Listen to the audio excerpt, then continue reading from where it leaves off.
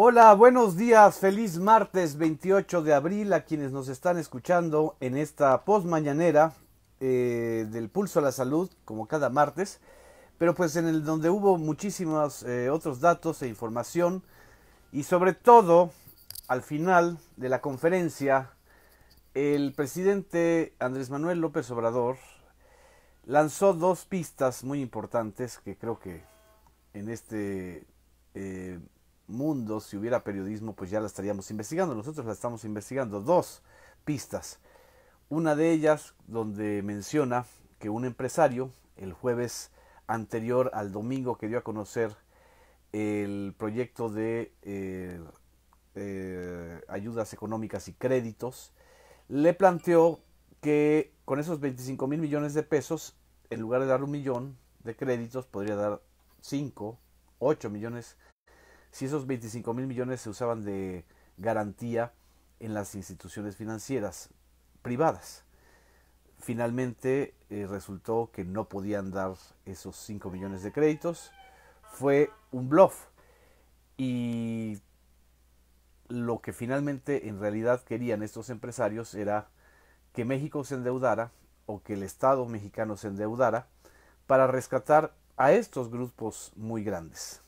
Entre esos grupos muy grandes hay 15 grandes multinacionales y consorcios que le deben al SAT.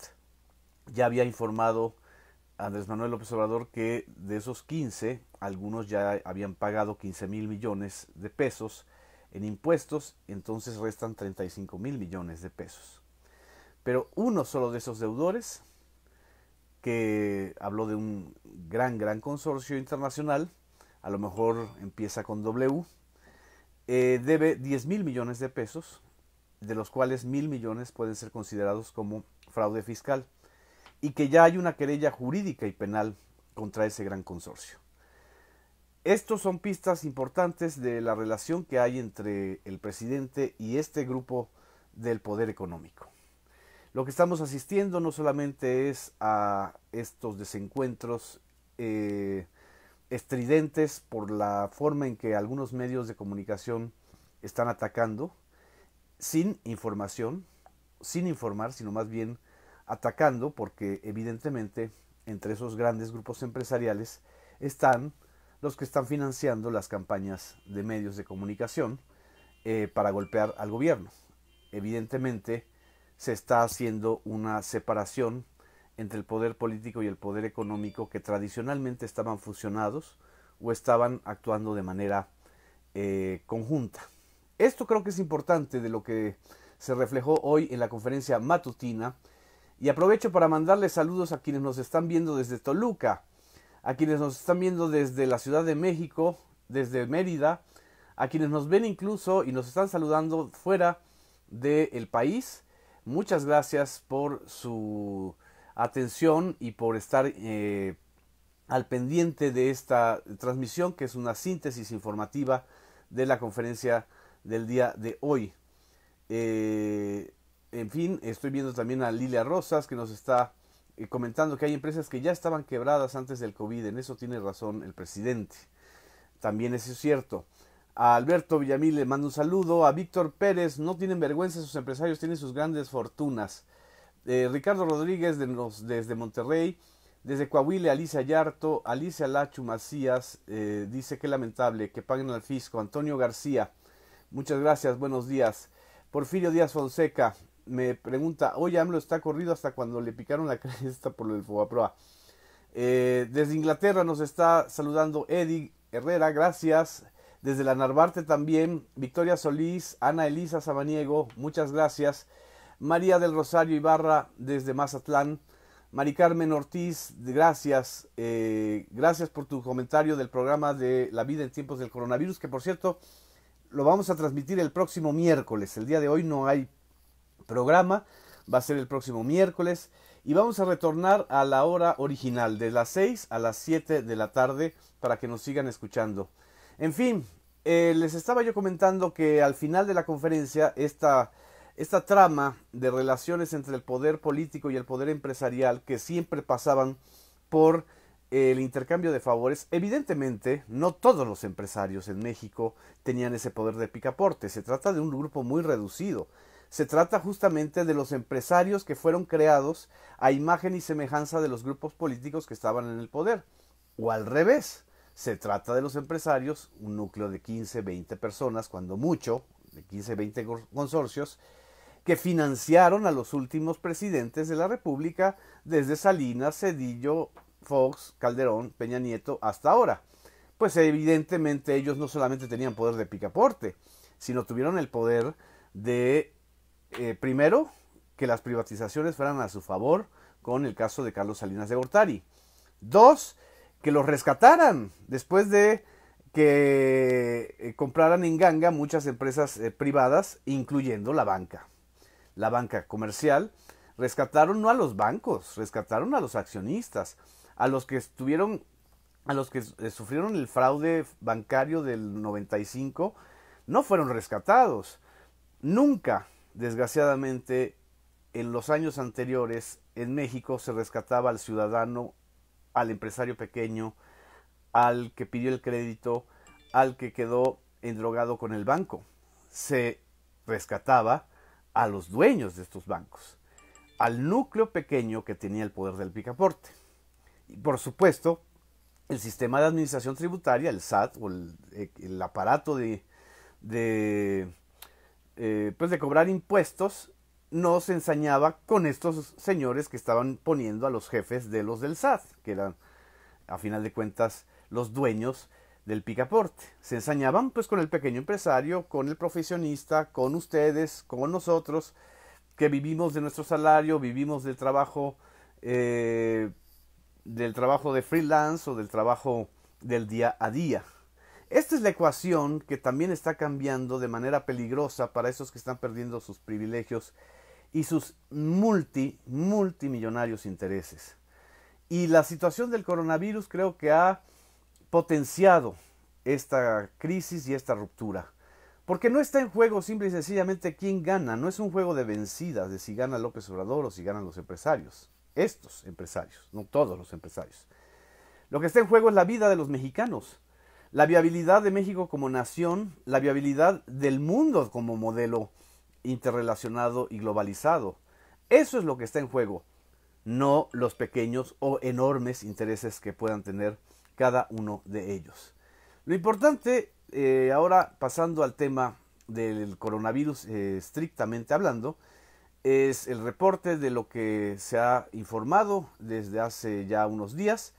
La pandemia, desgraciadamente, en México ha avanzado mucho menos y con mucho menos impacto y fuerza que lo que ocurrió en otros países de América Latina. Por supuesto, sin decreto de toque de queda, sin desplantes autoritarios para prohibir la movilización de la gente, el confinamiento responsable, ese concepto que crearon en Suecia y en Alemania y en algunos países nórdicos, es lo que nosotros tenemos que también tener en conciencia. El confinamiento responsable es el quedarnos en casa por responsabilidad con nosotros y con los otros. Esto es lo más importante después de escuchar y de ver lo que se comentó hoy en la conferencia matutina. El doctor Hugo López-Gatell confirmó que la secretaria de la Función Pública, Irmerindira Sandoval, dio positivo a COVID, ha tenido una enfermedad leve, no es grave, que han hecho los estudios de contacto que se hacen con todas las personas que puedan ser detectadas o confirmadas como coronavirus, sin las estridencias de lo que sucedió el día de ayer cuando se filtró una fotografía en donde la secretaria de la Función Pública estuvo con colaboradores suyos y también del gobierno federal. Aquí hay que hacer un llamado también a algo que desgraciadamente se ha olvidado con esta pandemia: el derecho a la confidencialidad y a la privacidad. El derecho a la confidencialidad y a la privacidad fue rota por justamente un grupo de comunicadores que se aceleraron para, según ellos, decir quién fue el primer caso de coronavirus muerto en México, un empresario, puedo decir el nombre, ya lo publicaron ellos, José Curi, que no ha muerto, que ha enfrentado el coronavirus, pero ellos lo dieron por muerto pues porque se trataba de atacar la estrategia gubernamental. Pero Lo que no se dieron cuenta es que también estaban violando un derecho fundamental, que es el derecho a la privacidad. Si la persona, si el afectado, si el que tiene el coronavirus no lo dice de manera voluntaria, nadie tenemos el derecho de estar revelando la condición viral de un mexicano o de una mexicana. Mucho menos tenemos el derecho de estigmatizarlo, de señalarlo o de poner el dedo en la llaga y decir, estos tienen coronavirus, hay que aislarlos, hay que echarles cloro, como ha ocurrido desgraciadamente en algunas zonas de la Ciudad de México, no solamente las zonas pobres, también las zonas de clase media, porque el prejuicio viaja tan rápido como el virus.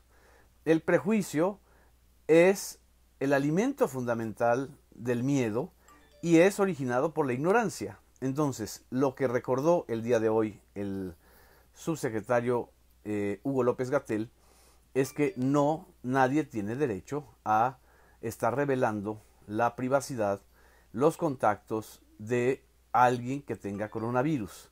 Es un asunto confidencial y además hay que recordarlo de una manera sustancial y subrayarlo. La dinámica del coronavirus, la capacidad de transmisión tan rápida que tiene, hará que el 60 al 70% de nosotros tengamos el coronavirus. Que el 60-70% tengamos el coronavirus no significa que el 60-70% enferme de COVID, es decir, que presente los síntomas de la enfermedad. Eso creo que hay que entenderlo claramente. Ser portador el coronavirus no necesariamente significa desarrollar la enfermedad. Y otra cosa, no todos los que desarrollan la enfermedad necesitan hospitalización y no todos los que necesitan hospitalización necesitan ventiladores e insumos.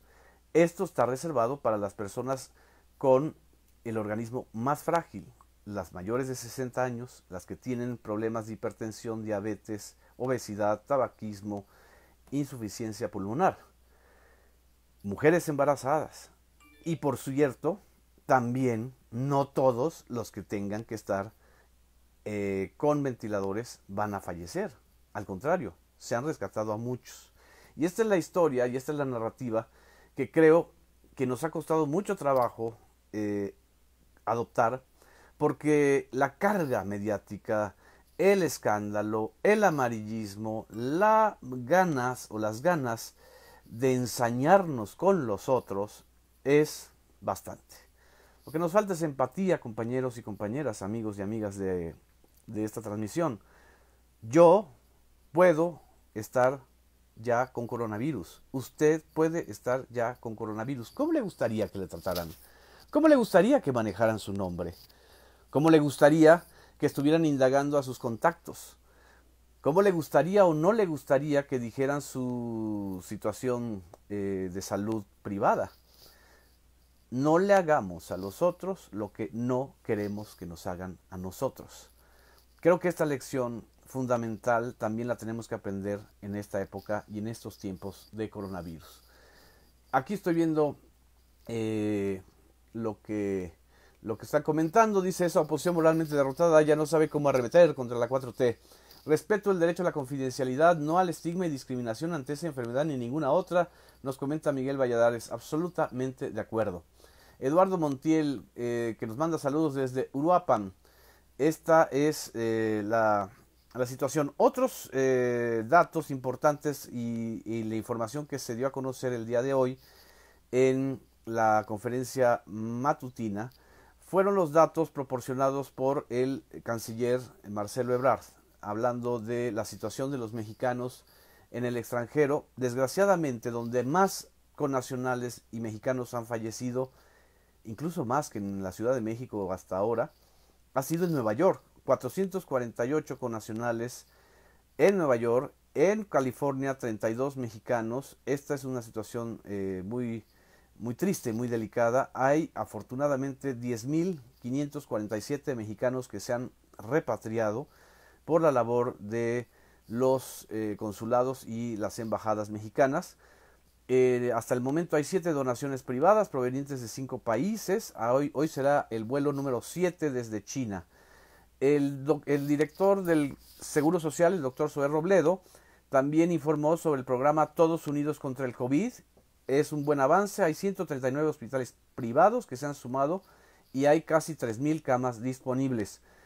El subsecretario Hugo López-Gatell informó que las entidades con mayor número de defunciones hasta ahora en la epidemia son la Ciudad de México, Baja California, Estado de México, Sinaloa y Tabasco.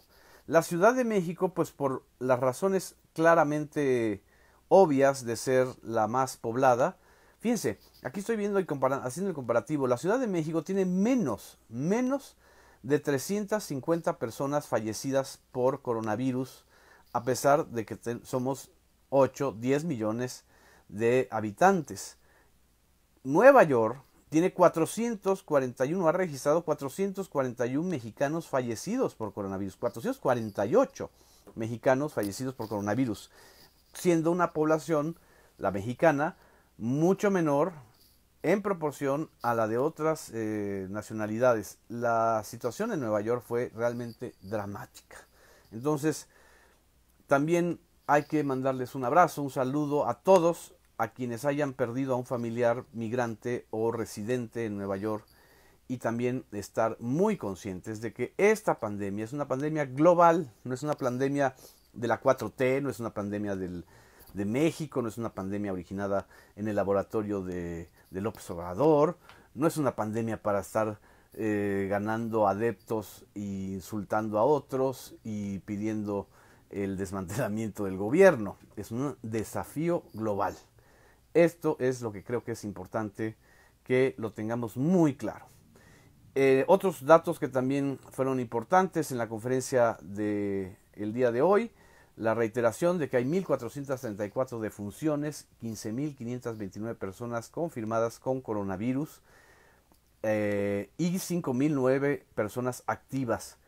La nota también más importante, aparte de estas pistas que les comentaba yo que dio al final de la conferencia matutina, la pista del consorcio que debe 10.000 millones de pesos en impuestos y que 1.000 millones ya están en litigio por presunto fraude fiscal.